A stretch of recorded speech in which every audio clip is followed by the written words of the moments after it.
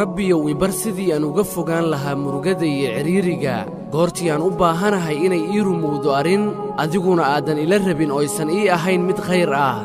rabbiyow ibar sidii aan naftayda uga fogayn lahaa waxyaabaha daalinaya markaasina rabbiyow ibar sidii aan isku dareensiin lahaa inaan mudanahay wax ka wanaagsan waxaa si aan waayey sidaasi darteedna aadan iigu qorin inuu ii rumoobo arrinkaasi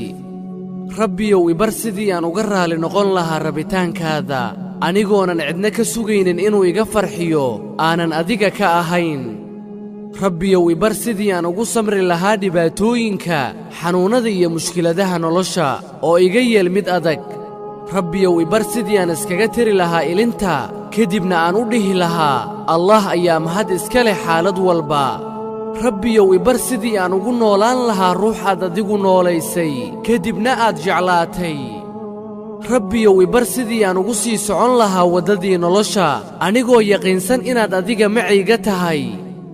rabbiyow ibar sidii aan kaaga baqi lahaa adiga keligaaga kadibna aan u raadin lahaa raalli ahaanshahaaga anigoonan israacraacsiinaynin cid kale taladaydana aan u dhiibanayo adiga keliya aamiin yaa allaah